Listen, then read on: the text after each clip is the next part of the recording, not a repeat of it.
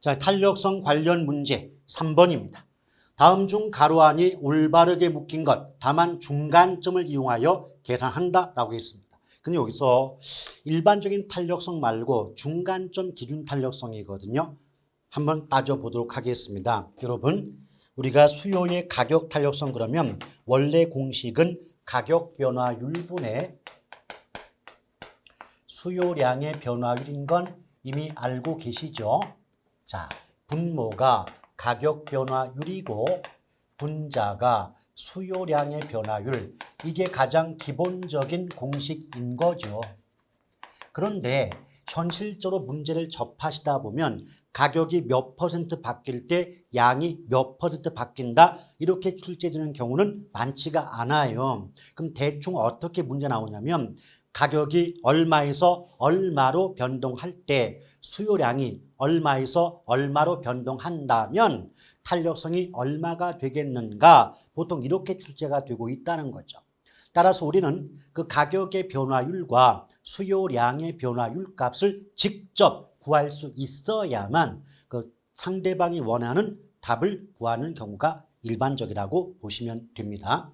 일단 가격이 됐건 수요량이 됐건 공통적인 단어가 변화율이죠. 그러면 변화율 값은 가격이건 양이건 소득이 됐건 변화율 값은 원래분의 변동분으로 값을 구한다라고 보시면 돼요. 따라서 수요량의 변화율도 원래분의 변동분으로 값을 구한다라고 보시면 되는데 어차피 공식상 분모값은 가격이니까 원래 가격으로 가격의 변동분을 나눠주시면 이 값이 가격 변화율 값이 되는 거고요. 마찬가지로 원래의 수요량으로 수요량의 변동분을 나눠주시면 이 값이 수요량의 변화율 값이 된다라고 보시면 되겠죠. 근데 여기서 또다시 중간점 이 말이 붙었어요. 그럼 중간점 이 말의 의미는 뭐냐면 원래의 가격과 원래의 양이 중간 가격, 중간 양이 기준이 된다. 이런 의미를 담고 있는 문제가 되는 겁니다. 아시겠죠?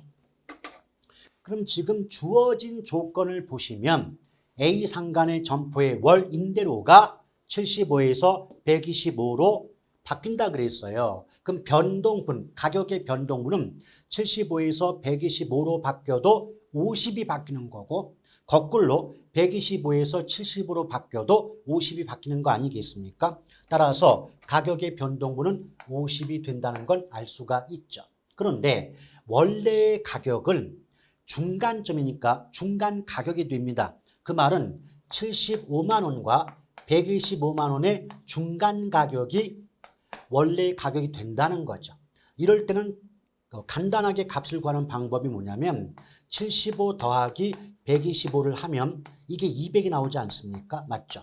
근데 중간 가격이니까 이것을 2로 나누면 100이라는 걸 알 수가 있는 거죠. 아시겠죠? 그래서 값을 구하기 어려울 때는 중간 가격이건 중간 양이건 중간 값을 구할 때는 양쪽의 값을 더해서 나온 값을 2로 나누면 중간 가격과 중간 양을 어렵지 않게 구할 수 있음을 이해하시면 좋겠습니다.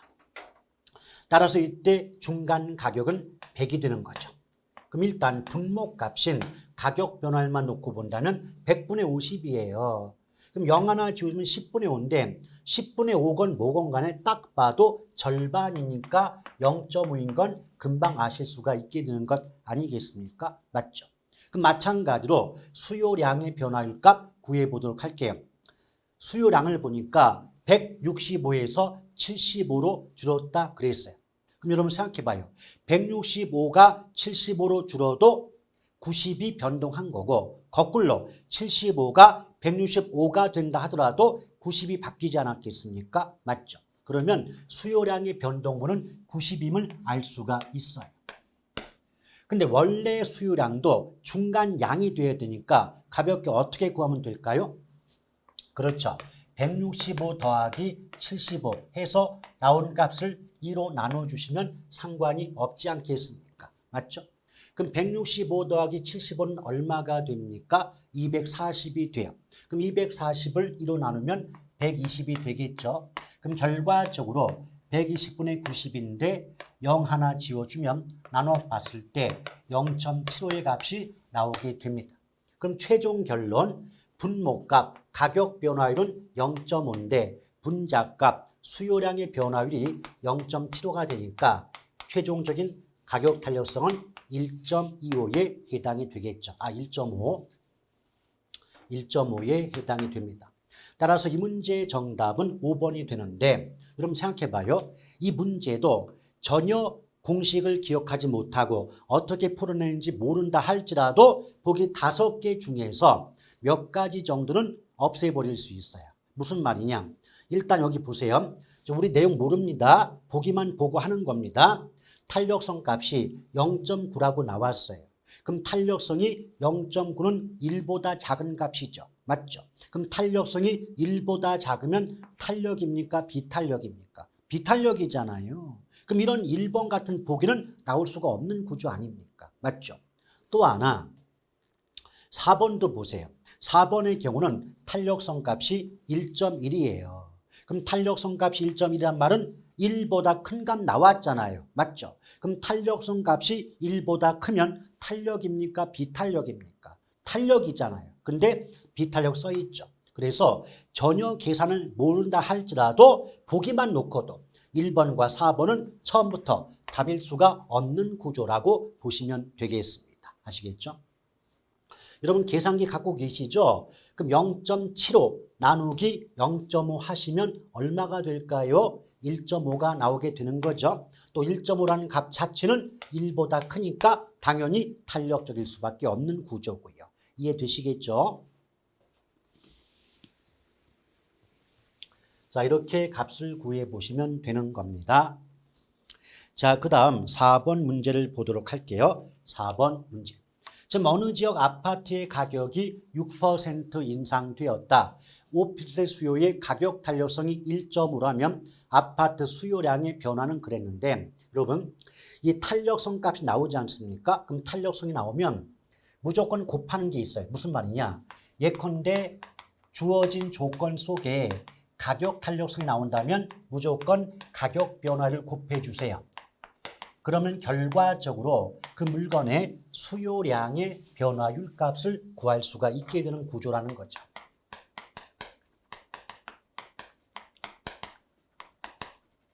그럼 약간 응용을 한다면 만약에 주어진 조건 중에서 소득 탄력성이 나왔다. 그럼 소득 탄력성이 나왔다면 앞에 소득자 붙었잖아요. 그럼 소득 탄력성에다가 소득의 변화율 값을 곱해 주시면 역시 그 물건의 수요량의 변화율 값을 구할 수가 있는 거예요. 그러니까 이 구조가 뭐예요? 탄력성이 나왔다. 그럼 가격 탄력성이 나오면 가격 변화를 곱하고 소득 탄력성 나오면 소득 변화를 곱해 주었을 때 그 물건의 수요량의 변화율 값을 구할 수 있다. 이게 공식의 기본 구조라는 거죠. 근데 주어진 조건은 너무 간단해요. 왜? 가격 탄력성만 나오니까. 지금 가격 탄력성이 1.5라고 나오죠. 근데 가격이 6% 인상됐다고 나와요.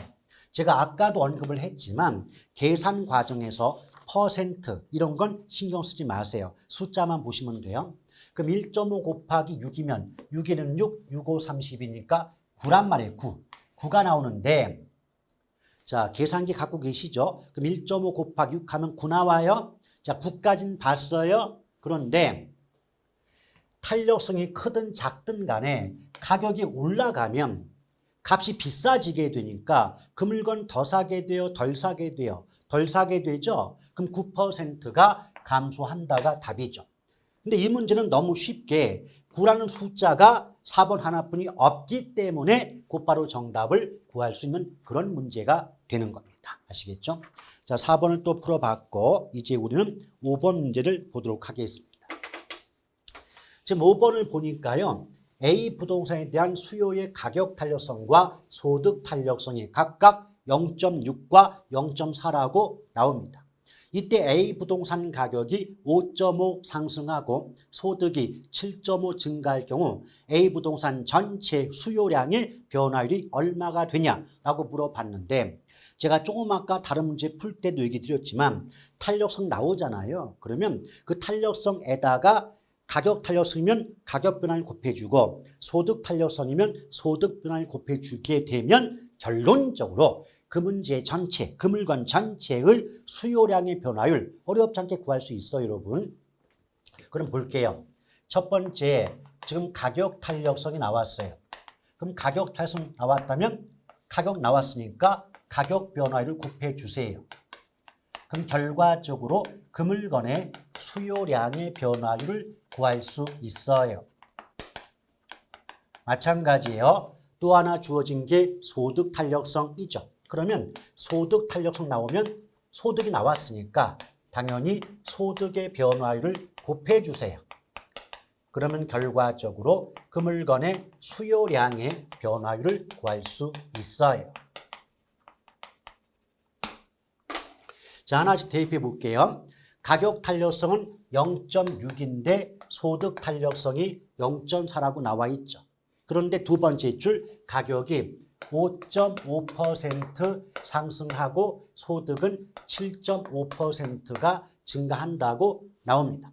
제가 분명히 강조드렸습니다. 퍼센트는 신경 쓰지 말자. 숫자만 보시자 그랬죠. 그러면 자, 계산기 있는 분들 0.6 곱하기 5.5 해보세요.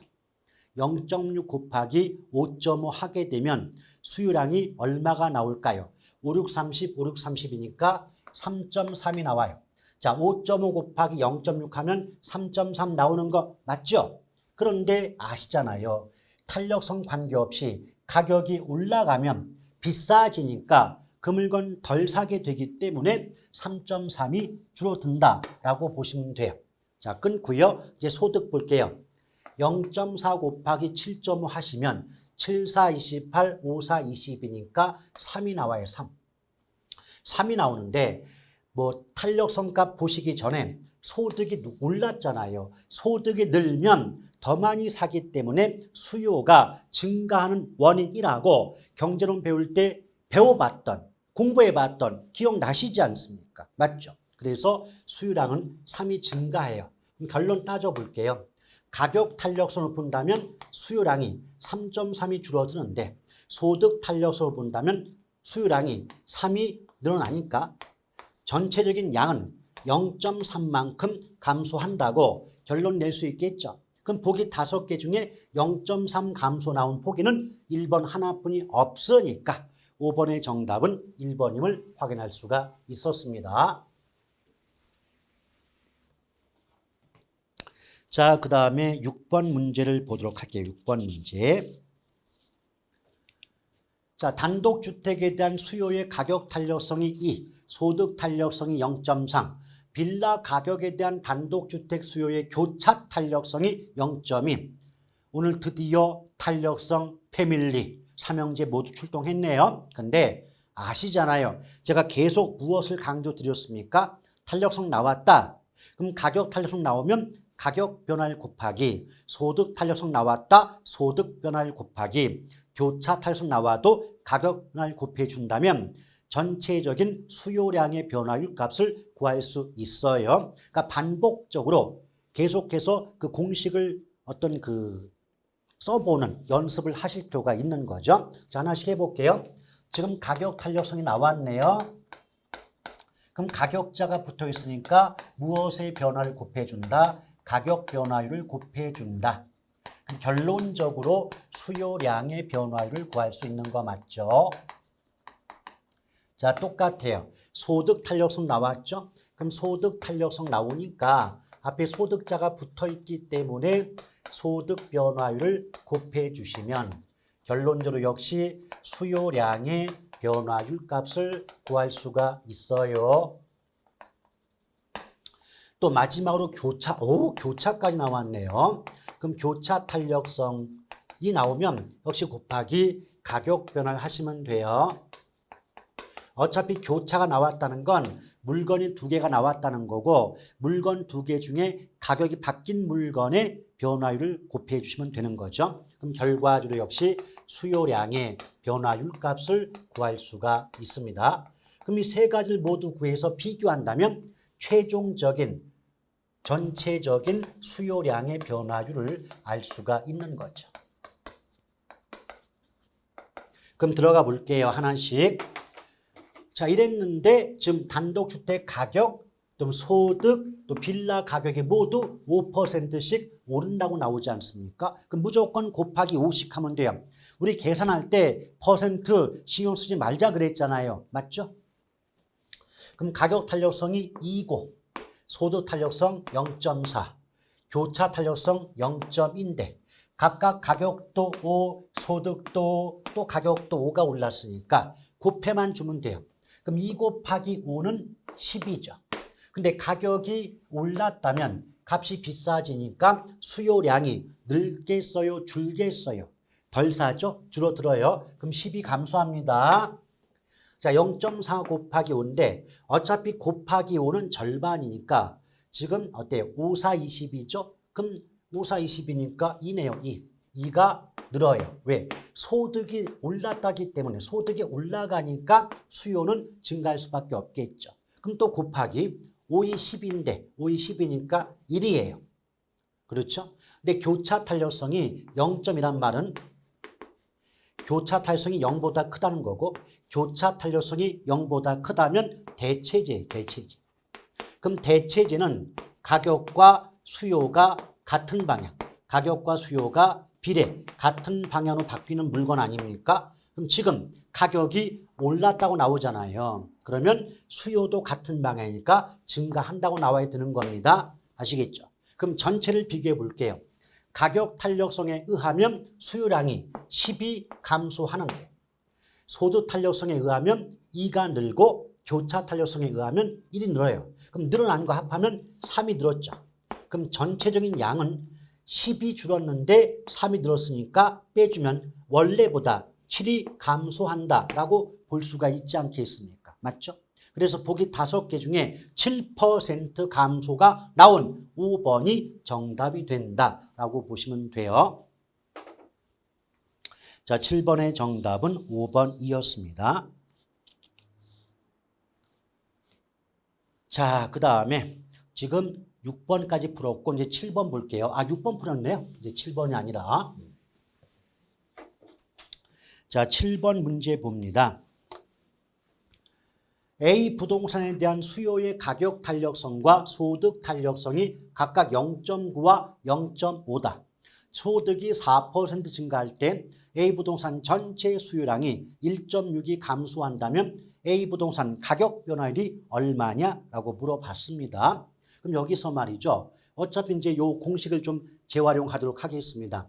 지금 7번 문제에서 주어진 변수는 가격 탄력성과 소득 탄력성 두 개가 있으니까 이 칠판 선언 공식 중에서 교차 탄력성은 좀 없다고 잠깐 가려볼게요. 자, 교차 탄력성은 없습니다. 또 이 숫자도 좀 지워보도록 하겠습니다. 이거 계속 지우고 다시 쓰려니까 연약한 손목이 부러질 것 같아서 재활용 좀 하도록 하겠습니다. 양해 좀 해주세요. 예. 일단 주어진 조건 대입해 볼게요. 수요의 가격 탄력성이 0.9라고 나오고요. 소득 탄력성이 0.5라고 나왔어요. 맞죠? 그런데 소득이 4%가 증가한대요. 이럴 때 A 부동산 전체 수요량이 1.6이 감소한다고 나온대요.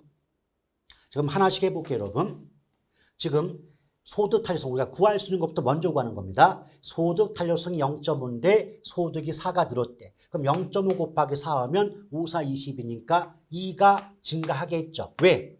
소득이 증가하면 수요가 늘어나니까 수요량이 2%가 증가하는 겁니다. 여기까지는 맞죠. 그런데 소득 탄력성에 의하면 수요량이 2%가 늘어나는데 결과적으로 1.6%가 감소하려면 양쪽을 합한 3.6%가 줄어야 돼요. 자, 잠깐 끊어볼게요. 자, 지금 가격 탄력성에 의한 수요량이 3.6이 줄어야 소득 탄력성에 의한 수요량 2% 증가를 빼고 이전보다 수요량이 1.6이 줄어든다는 결론이 나올 수가 있지 않습니까? 맞죠? 따라서 지금 이 가격 탄력성이 0.9일 때 가격이 얼마가 변해야만 3.6이 나오냐는 얘기예요. 근데 여러분 상식적으로 숫자만 볼게요. 9 곱하기 얼마여야 30 나옵니까? 9, 4, 36이죠. 맞죠? 지금 점을 뺀 거예요. 원래 3.6인데 계산을 좀 편하게 하려고 0.9에서 0점 빼주고 3.6에서 점 빼자고요. 그럼 9 곱하기 얼마 하면 36이 나옵니까? 9, 4, 36이죠. 오케이? 따라서 가격은 4%가 변한다는 거예요. 그러므로 여기서 보기 5개 중에 숫자가 4가 나온 보기가 몇 번이에요? 1번이죠.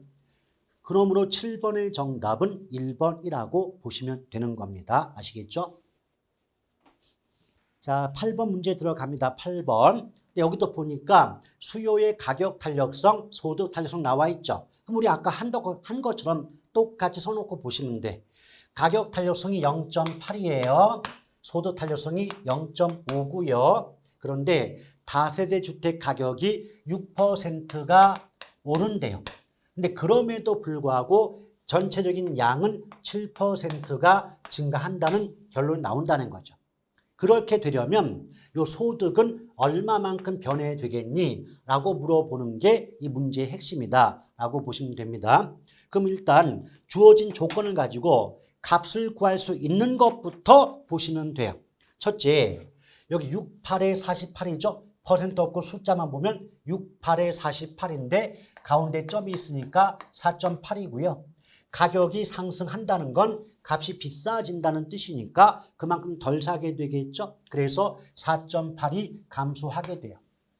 근데 4.8이 줄어들m에도 불구하고 전체적인 양이 7%가 증가한다면 양쪽을 모두 합한 11.8%만큼 수요량이 증가해야 된다는 겁니다. 이게 무슨 말인가 하면 살짝 그림을 그려볼게요. 지금 가운데가 0이라고 봤을 때 값을 구해보셨죠? 그럼 가격 탄력성에 의하면 수요량이 4.8이 감소했단 말이에요. 맞죠? 근데 결론적으로 수요량이 7이 증가한대요. 7% 증가한대요. 그러면 줄어든 4.8에다가 늘어난 7을 합해서 전체적으로 11.8이 증가해야만 결론 나올 수 있지 않겠습니까? 왜 그럴까요? 자, 양쪽 값을 합했대요. 그럼 11.8은 맞죠? 그럼 11.8에서 4.8을 빼주면 7이 나오지 않겠습니까? 맞죠? 그럼 결국 소득 탄력성에 의한 수요량은 11.8이 늘어야 된다고요. 맞죠? 그럼 이때 소득 변화의 값은 어떻게 구한다? 소득 탄력성 0.5로 수요량의 변화율 11.8을 나눠주면 가운데 값 소득 변화의 값을 구할 수가 있죠. 그래서 자, 소득 탄력성으로 수요량의 변화율 값을 나눠주시면 됩니다. 근데 우리가 지금 값을 구해보니까 자, 소득 탄력성은 주어진 조건상 0.5였고 수요량의 변화는 11.8이 늘어야 돼요. 맞죠? 그럼 11.8 나누기 0.5인데 정확히 말하면 이게 퍼센트다 보니까 0.118이거든요. 그럼 0.118 나누기 0.5 하면 답이 나올 수가 있겠죠. 이게 0.236이 나와요. 그럼 0.236은 퍼센트로 바꾸면 23.6%가 되지 않겠습니까? 이렇게 값이 나옵니다. 그래서 보기 5개 중에 숫자가 23.6 나온 보기는 지금 3번 하나뿐이 없다 보니까 이 문제의 정답은 3번이라고 보시면 됩니다. 아시겠죠? 자, 이렇게 살펴보시면 돼요.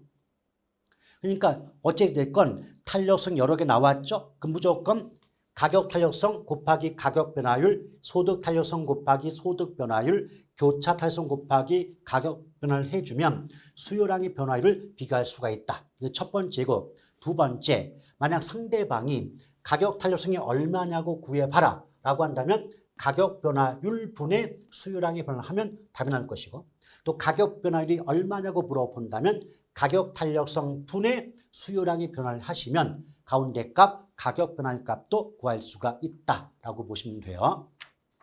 자, 8번의 정답은 3번 2였고요. 자, 9번 문제 봅니다. A지역 오피스텔에 대한 수요의 가격 탄력성은 0.6이고 소득 탄력성은 0.4이다. 오피스텔 가격이 4% 오름과 동시에 소득이 변하여 전체 수요량이 불변이었다면 이때 소득의 변화율은 얼마냐고 물어봤죠. 그럼 이 문제도 잠시 전의 문제처럼 소득 변화율 값을 물어봤습니다.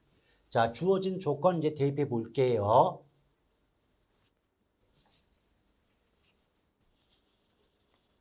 그냥 다시 쓸게요. 아이고, 이거 재활용을 많이 하다 보니까 너무 지저분해져가지고 저도 지금 안 보입니다. 자, 하나씩 해볼게요. 약간 귀찮지만 자, 수요의 가격 탄력성이죠. 그럼 가격 탄력성에다가 가격의 변화율 값을 곱해 주시면 이 값이 곧 수요량의 변화율이 되는 건 벌써 이제 몇 번 반복하다 보니까 약간 익숙해지셨을 것 같아요. 마찬가지로 자, 소득 탄력성이 나왔네요.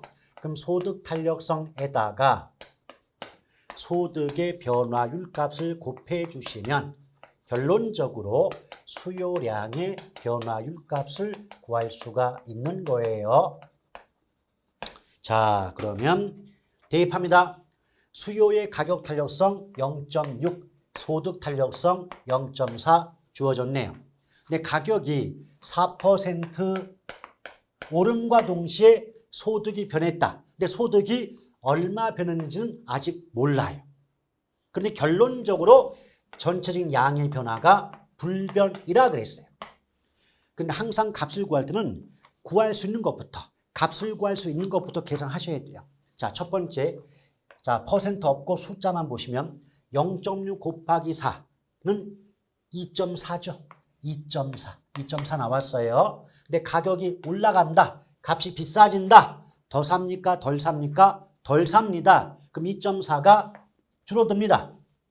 근데 이때 전체적인 양의 변화가 없으려면 소득 탄력성에 의한 수요량은 2.4가 늘어야 되는 거 아닙니까? 맞죠?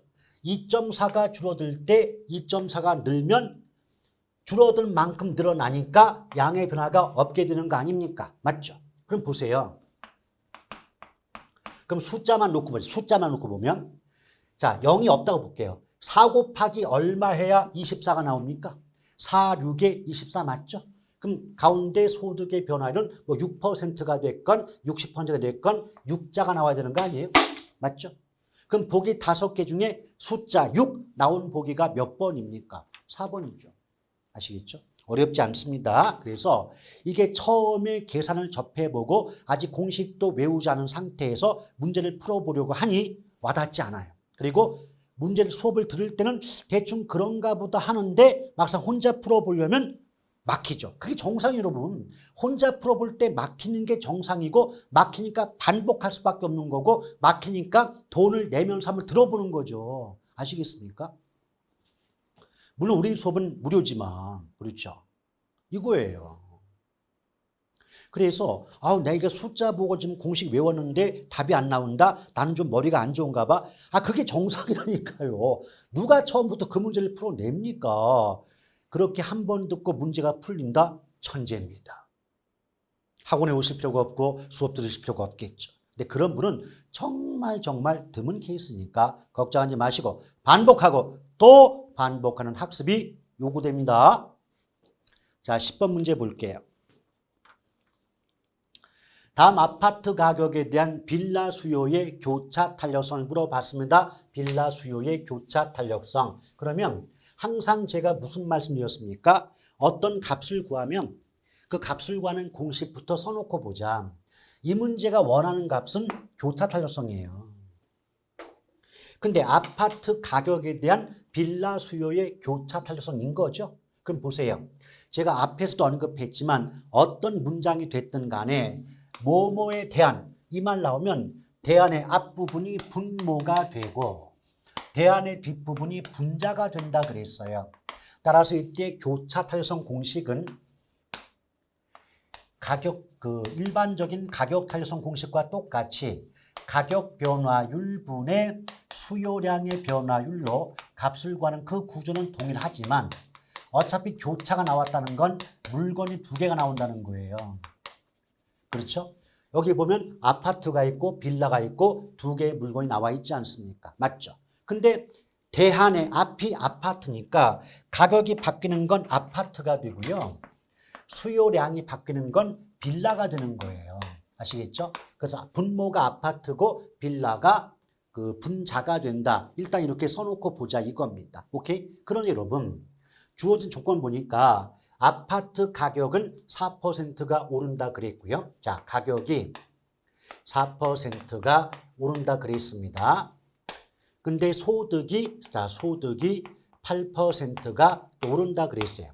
이럴 때 전체적인 빌라의 수요량이 12%가 증가한다고 나오고 있다는 거죠. 맞죠? 이때 빌라 수요량 12% 증가는 가격 변화와 소득 탄력성 변화가 모두 결합된 양이라고 보시면 돼요. 그럼 첫 번째, 두 번째 줄에서 소득 탄력성 값이 0.5로 정해져 있잖아요. 맞죠? 그러면 우리 뭐 배웠어요? 탄력성 값이 주어지면 소득 탄력성이면 소득의 변화율만 곱해주게 되면 수요량의 변화율을 구할 수 있다라고 계속해서 풀어본 바 있지 않습니까? 맞죠? 그럼 볼게요. 지금 소득 탄력성에다가 소득의 변화율을 곱해주시면 그 물건의 수요량의 변화율을 알 수가 있죠. 자, 주어진 조건 대입합니다. 소득 탄력성이 0.5인데요. 분명히 첫 번째 줄에서 소득이 8% 상승한다 그랬어요. 자, 퍼센트 필요 없다 그랬죠. 그럼 0.5 곱하기 8은 5, 8에 40이니까 4가 증가합니다. 자, 다세대 주택의 빌라의 수요는 4가 는다라고 보시면 돼요. 그럼 생각해 봐요. 소득 탄력성에 의하면 수요량이 4%가 증가해요. 근데 전체적인 양은 12%가 증가한다고 나오지 않습니까? 맞죠? 그러면 전체 양이 12% 증가인데 지금 소득 탄력성으로 구해진 빌라의 수요량은 4%가 증가하는 거예요. 그럼 12에서 4를 빼면 8%가 증가하는 것. 이 8%는 교차 탄력성에 의한 수요량의 변화율이 되는 거죠. 따라서 이 소득에 따른 수요량의 증가율 4%를 빼면 이때 빌라 수요량은 8%가 증가함을 알 수가 있고요. 또 앞에 주어진 첫 번째 줄 아파트 가격이 4% 상승한다 나오니까 숫자만 놓고 보면 4분의 8이 되기 때문에 428. 따라서 교차 탄력성은 이 값이 된다라고 보시면 됩니다. 아시겠죠? 근데 여러분 이 문제가 쉽지 않은 문제예요. 자, 난이도 상이잖아요. 그러니까 다른 문제에 비해서 좀 주어진 조건 또는 어떤 문장 크기가 짧아 보이니까 다른 문제보다 쉬운 문제가 아닐까 생각할 수 있지만 천만의 말씀 만만의 공덕이에요. 앞에서 보셨던 긴 지문의 문제보다 오히려 난이도가 높은 문제가 지금 10번 문제로. 그러니까 한 번 지금 수업을 듣고 설명 들어도 잘 이해가 안 간다. 그게 정상입니다. 왜? 이거는 지금 그 12%의 수요량 증가는 단순히 소득 탄력성뿐만 아니라 교차 탄력성과도 관계가 있기 때문에 양쪽의 구조까지 이해를 못하시면 설명을 들으면서도 지금 무슨 말인가 아리까리 할 수밖에 없는 거죠. 오케이?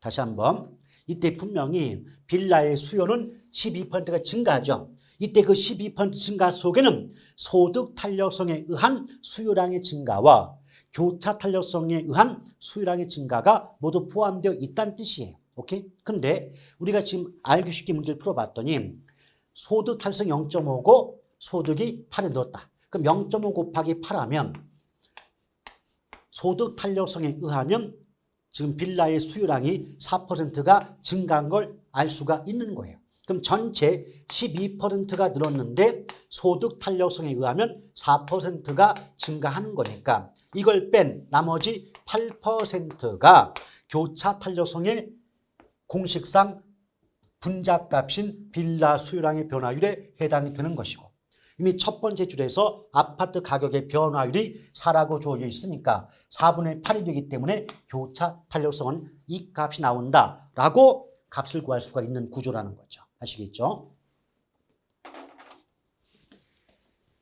그래서 이런 패턴의 문제가 출제가 되었을 때 많은 분들이 굉장히 어려워하셨고 그래서 좋은 점수를 얻지 못했던 그런 문제 패턴에 해당이 되는 거죠. 자, 11번 볼게요.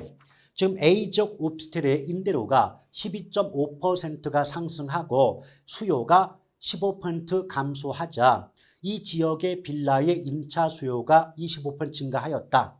A적 오피스텔 가격 변화에 대한 교차 탄력성 및 교차에서 구하는 값이 A예요. 그리고 빌라와 오피스텔의 관계가 B예요.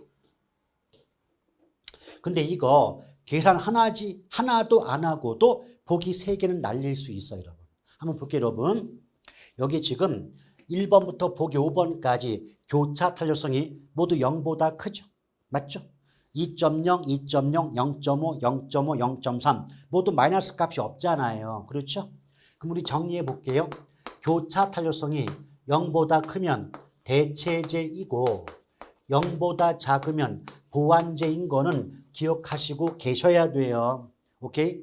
그럼 대체제가 아닌 1번, 3번, 5번은 답에서 제외가 되죠. 특히 5번 같은 경우 정상제 나왔는데 정상제 또는 열등제 이 말은 소득 탄력성이 나와야만 쓸 수 있는 표현이에요.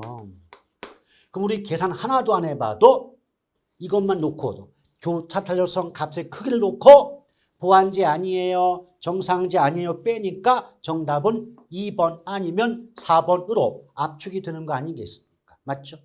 근데 A가 뭐냐? 그냥 교차 탄력성 물어본 거예요. 그럼 교차 탄력성도 그 공식 자체가 가격 탄력성 구조와 똑같다 그랬잖아요. 그럼 분모는 가격 변화율, 분자가 수요량의 변화율. 근데 교차니까 물건 2개가 나오죠. 그럼 이 문장 속에서 오피스텔 물건 하나 있고요. 그 다음에 빌라 물건 2개 나왔죠. 근데 오피스텔과 빌라를 비교해 볼 때 임대료 가격이 바뀌는 건 오피스텔이잖아요. 그럼 오피스텔의 가격 변화율 12.5가 분모가 되는 거고 12.5가 또 뒤집어서 빌라는 지금 수요가 증가했으니까 이 빌라는 분자값 수요량이 25가 증가가 되는 거죠. 오케이? 근데 벌써 25와 12.5를 딱 비교해 보면 12.5의 2배가 25잖아요. 그게 어려우신 분들은 그냥 25 나누기 2 해보시면 12.5가 나오거나 그것도 싫으면 그냥 25 나누기 12.5 하면 2 나와요 그냥. 그럼 값이 얼마일까요? 2라고요. 2. 그러니까 지금 A와 B의 관계는 대체제 똑같이 2번, 4번 중에 답인데 탄력성 값 구해보니까 2가 나왔다. 그럼 11번의 정답은 2일 수밖에 없는 거죠. 아시겠죠? 이렇게 구하는 경우도 있고 이것도 귀찮다. 그러면 자 우리 숫자 보지 말고요. 잠깐 숫자 보지 마시고 봐요. 지금 오피스텔, 빌라, 물건 2개 나왔죠. 제가 항상 강조하잖아요. 문장 속에 물건이 2개가 나오면 그거 어차피 대체제 아니면 보완제밖에 없다 그랬어요. 근데 우리 화살표 좀 그려볼게요. 지금 오피스텔 가격이 상승 올랐잖아요. 그랬더니 빌라의 수요가 증가 늘었잖아요. 그럼 화살표만 보면 어떤 물건의 가격과 다른 물건의 수요가 같은 방향으로 바뀌는 거 그 자체가 대체제 아닌가요? 그렇죠. 그래서 그 어떤 값을 구하지 않고도 공식을 기억하지 못하고도 최소한 5개 보기 중에 정답을 한두 개로 압축하는 건 얼마든지 가능하다는 거예요. 숫자를 몰라도 말이죠. 오케이? 아시겠죠? 어떻게 풀어내는 건지. 자, 이렇게 보시면 됩니다. 자, 그 다음에 12번 볼게요. 오피스텔 가격이 12% 오름에 따라 연립주택의 수요량이 7.2% 증가하고 또 오피스텔의 수요량이 4.8% 감소한 경우 수요의 가격 탄력성 하나 구해고 또 교차 탄력성 또 하나 구해보고 오피스텔과 연립주택의 관계를 구해봐라. 3개를 물어봤어요. 그렇죠? 3개 물어봤는데 이것도 마찬가지예요. 지금 A하고 B는 값을 구해야 되니까 계산 공식이 필요하고 그 공식에 숫자 대입해서 계산도 해봐야 되는 거 아니겠습니까? 맞죠? 그런데 이때 오피스텔과 연립주택의 관계, 벌써 문제에서 물건이 2개가 나왔어요. 오피스텔, 연립, 물건 2개 나왔다고요. 그럼 뻔하잖아요. 대체제 아니면 보완제 둘 중에 하나잖아요. 맞죠? 근데 대체제, 보완제는 무엇만 알면 구분이 가능합니까? 어떤 물건의 가격과 다른 물건의 수요가 같은 방향이면 대체제, 반대 방향이면 보완제인 거 아시잖아요. 맞죠? 그럼 여기서 볼게요. 지금 오피스텔 가격이 상승, 올랐어요. 맞죠? 그랬더니 연립주택의 수요가 증가, 늘었어요. 자, 지금 오피스텔, 연립주택, 물건 2개 나왔죠? 그럼 양쪽의 관계는 대체제 아니면 보완제인 것도 이해되시죠? 근데 화살표 그려보니까 가격 올라가는데 수요량도 증가하니까 가격과 수요가 같은 방향이죠? 그럼 대가 수 B가 되니까 무슨 제? 대체제. 따라서 2번과 5번은 처음부터 답일 수가 없는 거예요. 이게. 아시겠죠? 자, 그럼 하나씩 해볼게요. 첫 번째 물어본 게 그냥 수요 탄력성을 물어봤어요. 그럼 오피스텔 수요의 가격 탄력성은 가격 변화율분의 수요량의 변화율인 거 아시잖아요. 이때 조심할 건 오피스텔 수요의 가격 탄력성입니다. 그럼 오피스텔만 봐야지 연립을 보시면 큰일 나는 거예요. 자, 주어진 조건 첫 번째 줄. 오피스텔의 가격은 12가 올랐어요. 그랬더니 오피스텔의 수요량이 4.8이 줄었대요. 제가 앞에서 언급했지만 가격 탄력성 값을 구할 때는 퍼센트도 필요 없고 상승, 하락, 증가, 감소도 필요 없다 그랬어요. 숫자만 보시면 돼요. 숫자만. 여기 보시면 자, 분자가 4.8이고 분모가 12가 나오지 않습니까? 맞죠? 그럼 생각해 보세요. 4.8 나누기 12 하면 얼마가 나옵니까? 이거 0.4 나와요. 0.4. 그럼 생각해 보시죠. 지금 정답이 1번과 3번과 그리고 4번으로 압축됐는데 1번, 3번, 4번 중에 A값 수요 탄력성이 0.4로 나온 보기는 1번 하나뿐이 없다는 거예요. 이게. 맞죠?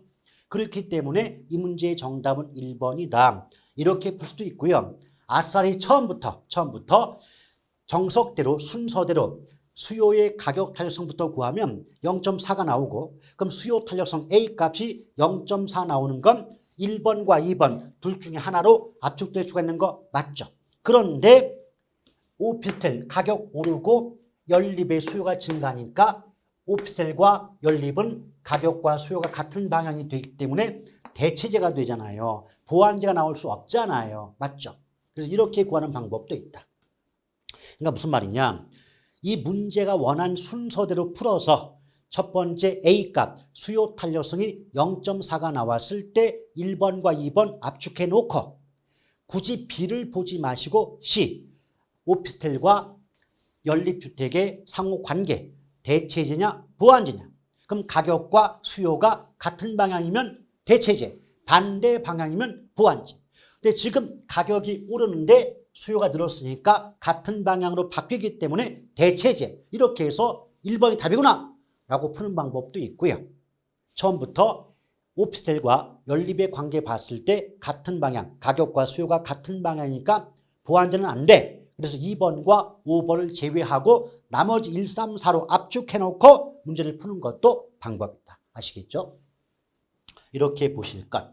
자, 12번까지 보셨고요. 이제 13번 그 다음 문제부터는 다음 시간으로 이어가도록 하겠습니다.